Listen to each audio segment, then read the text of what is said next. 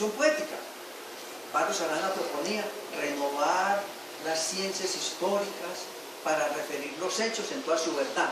O sea que Barros Arana se quería distanciar de este modelo de héroe que podía ser mentiroso, no veraz, por estar transmitiendo valores nacionales y de ejemplificación al pueblo. Más bien él reivindicaba que lo que había que hacer era renovar las ciencias históricas para referir los hechos en su verdad, en vez de aquel distanciamiento envuelto en oscuridades legendarias. Pues la verdad histórica era superior a la misma epopeya, decía Barros Arana. Sobre esta historiador de esa época, sobre esta propuesta, Germán connota que los historiadores no tenían opción para escoger tema, pues su propia historia nacional, o sea, ¿cuál era el tema de lo que ellos debían escribir? El tema que ellos tenían que escribir era la historia nacional. La historia nacional se imponía como una tarea, y en ella el periodo de la guerra de independencia. Ese era el tema, era lo más significativo. Además, el periodo de la colonia no les parecía interesante. Y no les parecía interesante la colonia porque no tenía interés dramático. Germán empieza a resaltar algo en lo que se va a concentrar en adelante: la procedencia del interés por lo dramático. ¿Por qué les interesaba a estos historiadores contar la historia nacional, pero con un velo y con un sentido muy dramático? Precisa inicialmente que les provenía de la atracción hacia las formas narrativas de las novelas históricas de Walter Scott y de su imitador Washington Irving. O sea, había unos novelistas muy influyentes en la época, muy pegajosos, muy pegantes, muy duros, pegantes, pegaban duro en la época, como Walter Scott y su imitador Washington Irving, que tenían una manera muy efectiva de llegar a los sectores populares a través de las novelas. Entonces ellos se empiezan a interesar por esas novelas. Especifica que Germán, por ejemplo, especifica que Barros Arana, que se ufanaba de ser un historiador erudito, acumulador de pruebas documentales, de contar la verdad histórica, de ser un expositor cuidadoso de los acontecimientos, era un gran admirador y era un seguidor del historiador escocés William Robertson. He podido, en ese libro que le entregué amarillo de José Manuel Restrepo, Sergio Mejía logra mostrar la gran influencia que tuvo William Robertson para escribir la historia de la Revolución. Fue el influyente más importante de José Manuel Restrepo para escribir la historia de la Revolución. Ahí está. De pronto ahora, si me da tiempo, les muestro la página donde lo dice. Entonces, querían imitar, seguir la manera la manera de escribir la historia de William Robertson, muy a lo dramático, muy a lo novelístico, pero que también era atraído por otra narrativa animada y colorida, es decir, la dramática. William Robertson, además de querer contar la historia, le interesaba un género literario que practicaba, que era el drama, la dramática. Deduce Germán que estos dos rasgos que le interesaban a Barros Arana eran los que aconsejaba Prescott en el tratamiento de un gran tema. Otro literato, otro escritor de la época que hacía recomendaciones de cómo escribir. Pero había otro que el mismo Barros Arana agregaba: las intenciones de los hombres del pasado.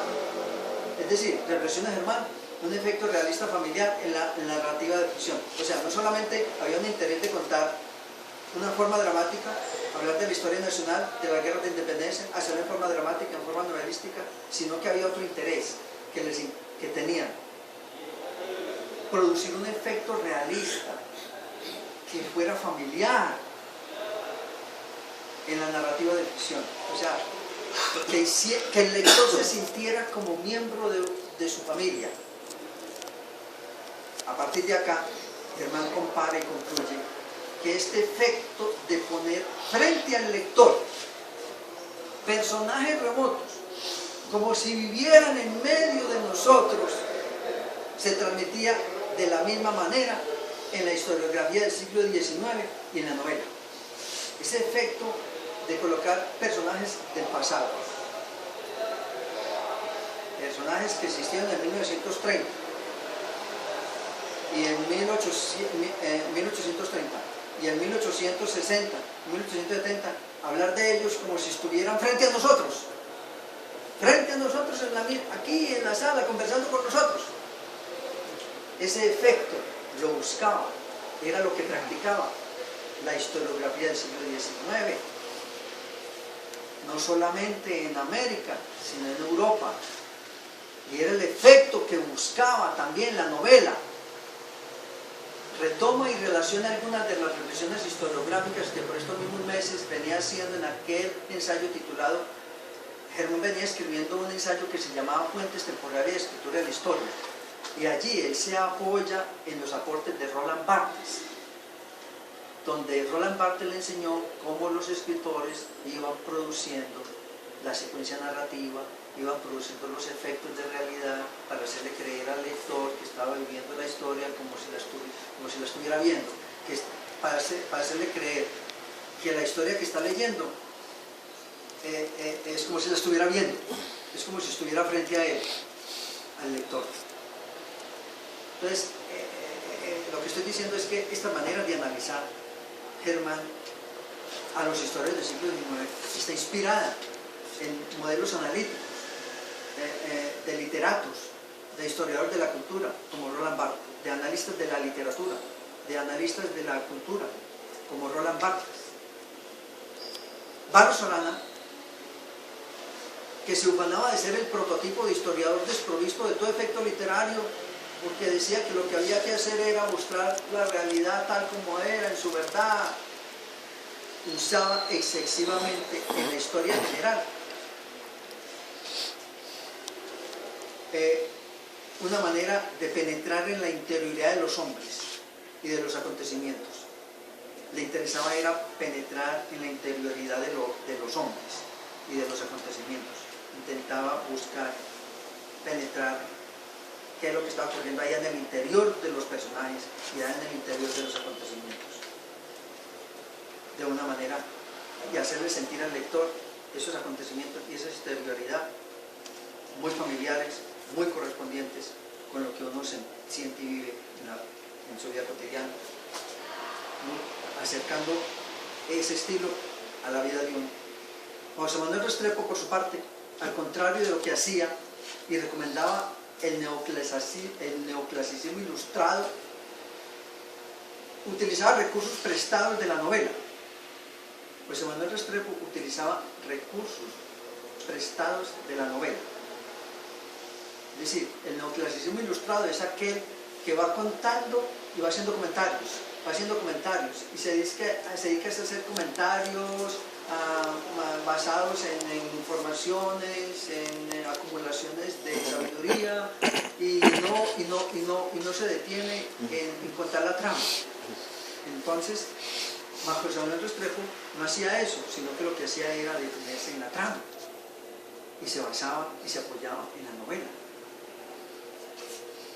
Y José Manuel Restrepo utilizaba recursos prestados de la novela para distraer al lector del encadenamiento de los hechos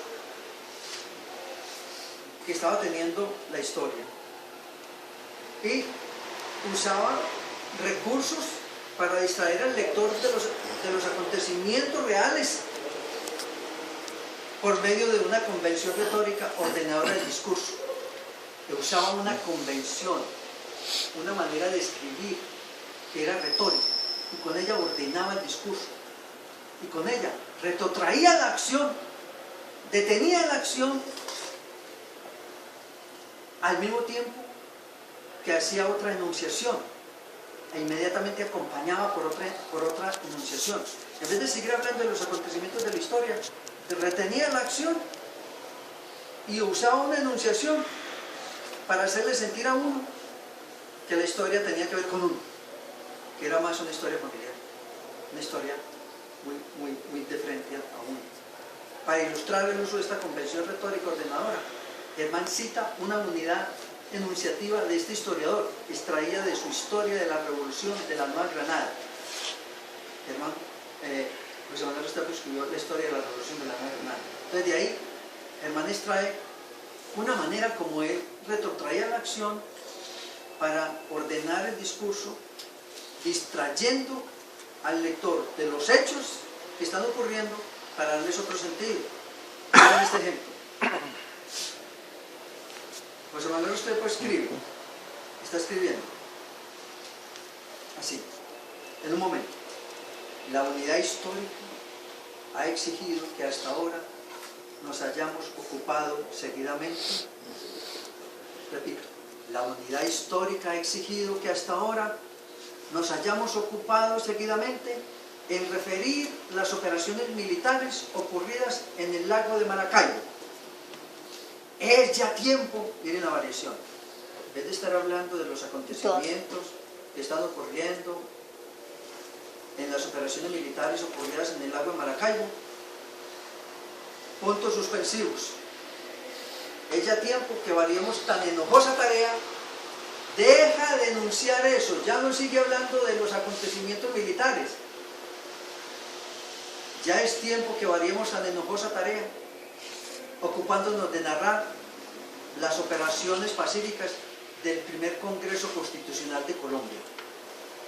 Y pasa a hablar de las operaciones pacíficas del Congreso Constitucional de Colombia. Y sigue diciendo José Manuel Restrepo, punto seguido. Lo dejamos reunido en Bogotá. Cierra comillas.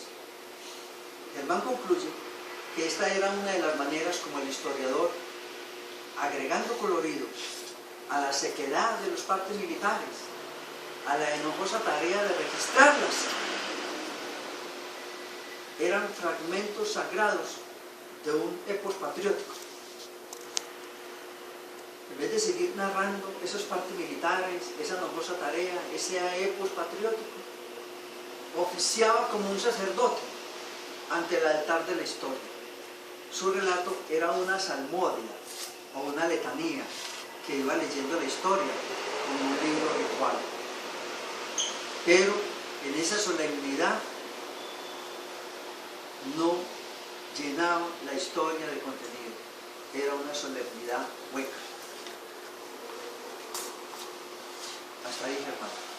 Sigue diciendo Germán que Mariano Paz Roldán, otro historiador, 2 generaciones después, también realizaba esta dicotomía narrativa, aunque de un modo poco diferente.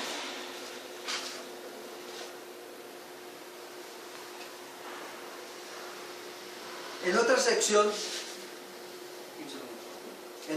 que se llama la trama oculta, aquí me interesa llegar cómo trabajan la trama oculta, cómo van desarrollando la trama. En una sección que se llama la trama oculta, Germán nos lleva a una tesis general que va a ilustrar con algunos historiadores sur-hispanoamericanos, pero vimos en primer lugar que la trama del relato histórico era fácilmente reconocible. La trama del relato histórico tenía un diseño básico, empezaba con fuerzas ascendentes que se cristalizaban en un momento y luego empezaban a descender esas fuerzas de una manera irresistible, dentro de una edición cronológica, con muchos problemas al inicio y con una solución al final, y en el que transcurre una trama explícita de un héroe. Hay unas fuerzas ascendentes, se estabilizan un rato, luego empiezan a descender esas fuerzas descendentes, y mientras tanto transcurre la historia de un héroe, o sea, la historia de una voluntad constructiva, a cuyo alrededor de ese héroe se organizan los acontecimientos. Es como si los acontecimientos se estuvieran organizando a través de ese héroe. Los acontecimientos de la historia se están organizando a través de ese héroe. Pero va construyendo la historia alrededor de ese héroe, pero sin explicitar sus designios, que solo se van revelando con el desenvolvimiento de la acción. Los designios van apareciendo, los destinos de ese héroe van apareciendo a medida que la acción se vaya resolviendo. Bueno. En segundo lugar, la trama, estoy hablando sobre la trama. Había una trama oculta. Además de contar la historia del héroe, alrededor del cual se encadenan los acontecimientos, había una trama oculta que constituía una prefiguración. En esa trama oculta se practicaba una prefiguración una prefiguración, es decir, una percepción dramatizada de las fuerzas sociales. Se percibía en forma dramática las fuerzas sociales. Las fuerzas sociales se percibían en una forma dramática, de acuerdo a la estructura dramática que enseñaba la novela, el drama. Y era una prefiguración, ¿sí?, que prolonga la forma de la explicación biográfica en el ser colectivo. La explicación del héroe, la explicación biográfica del héroe, le sirve para explicar el ser colectivo, el ser del pueblo, el ser de los grupos. Y era debida a la imposibilidad que tenía la trama explícita del héroe de incluir y explicar los acontecimientos decisivos. Como él no podía explicar la historia, los acontecimientos decisivos, entonces el historiador extendía la biografía del héroe a la explicación del ser colectivo. Lo que le estaba pasando al ser colectivo en esos momentos era lo que le estaba pasando al héroe. Sustituía la explicación de la historia por la biografía del héroe. La tercera característica, ¿cierto?, es la que tiene que ver